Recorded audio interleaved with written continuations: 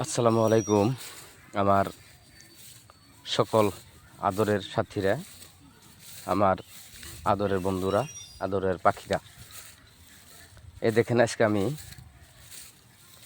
বাড়ির পিছনে ধানের জমিতে আসলাম। আপনারা দেখতে থাকেন। আমি আপনাদেরকে দু একটা বস্তু আমি দেখাবো। যারা যারা চাষ করেন তারা বস্তুটা দেখে কীরকম হয়েছে আমাকে জানাবেন কমেন্টে। আর এই ভিডিওটা বেশি বেশি করে শেয়ার করবেন, কেননা আমি ধান খেতে আসলাম। বর্তমান হলো শালি ধানের সিজন। কিছুদিন আগেও আসছিলাম গারাত থেকে, বিধান তোলার থেকে আমি আরম্ভ করে আইস অব্দি আসি।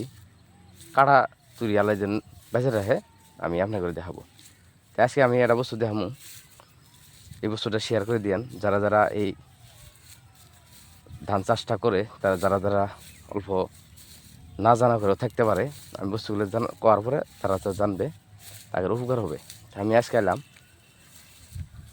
আসামে বরপেটা ডিস্ট্রিক্ট আলুপতি মহাসর জিপির কালাইয়ের দিয়া গ্রামে। কেননা বর্তমান ধানের সিজন, ধান চাষ করছে মানুষে, আমিও করছি। আপনাদেরকে দেখাইছিলাম, বিধান তোলাও আপনাদের দেখাইছি, গাড়ি দিয়ে প্যাক দিয়ে যে চাষটা করে ওটাও দেখাইছি। কিছুদিন পরে গাড়ার পরে সার দেওয়া লাগে, ধানটা লাল হয়ে গেছিলো, ওটাও দেখাইছি। আজকে দেখাবো আমি এই বর্তমান যেটা আমি পাথারে খাড়া আছি, এই পাথারে আপনার ভিউটা আমি আগে দেখাই। এই দেখেন আপনারা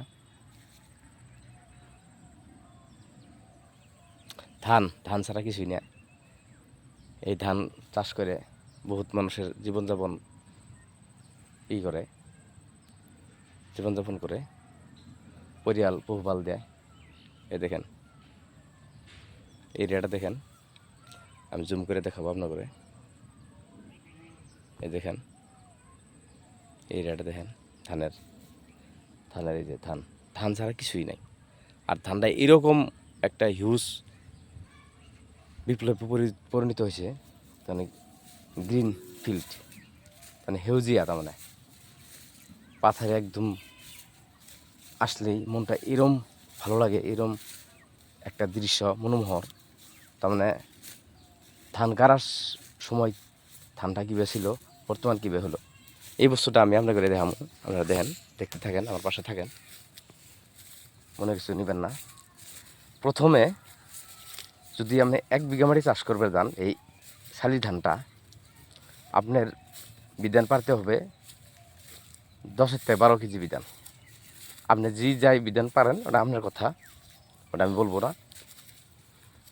বিধানটা পারবেন এবার করে প্যাক দিয়ে। আগে মানুষের বিধান পারতো, কিন্তু এটা খুব কষ্ট তোলা, গোড়াটা অল্প শক্ত হয়ে যায়। প্যাক দিয়ে ফেলাবেন না, এমনি মাটিটা চাষ করে নিয়ে, মাটিটা আগলা করে নিয়ে বিধানটা পাইরে উপরতে পানি দিতে পারেন। দিয়ে চাই আমরা ঘিরে দিয়ে দিলেন, বিধানটা হলো। সার দেওয়ার দরকার নাই, আর দিলে অল্প মাটিটা অল্প পাতলা থাকে, সার দিবেন। বিধান হলো হওয়ার পরে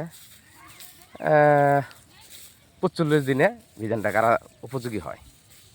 কেউ 50 দিনও লাগায়, তো যার যদি ইচ্ছা। কারো গাড়া মাটিটা অল্প পানি দিয়ে ডুবে থাকে, উপযোগী হয় না, সেজন্য বেশি দিন লাগে, কিছু না। তে আপনারা দেখেন ধান ডাগারে সেলো মেশিন দিয়ে, এই যে সেলো মেশিন একটা দেখেন, এই যে আর একটা সেলো মেশিন দেখেন, এই যে মেশিন ঢাকা আছে। তে বন্ধুরা, বিধান গেল, তারপর গাড়ার আগে 2টা চার্জ দিয়ে নেবেন ট্র্যাক্টর দিয়ে। গাড়ার সময় 2টা চার্জ দেবেন, 4টা চার্জ দিলে হয়ে যায় সার্ভিসেন। তো এই বিধানটা আপনারা কাটবেন 3টে করে ধান দিয়ে। ধানের ডিস্টেন্স হতে লাগবে এই যে আধা হাত, এই তুরি 4 বেশি এই তুরি দিয়ে গাড়বেন। গাড়ার পর 3-4 দিন পানি দিয়ে রাখবেন। যদি পানি থাকা মাটি হয় তাহলে দরকার নাই। পানিতে রাখার পরে মিনিমাম 15-20 দিন যেতে আপনি সার মেরে দেবেন।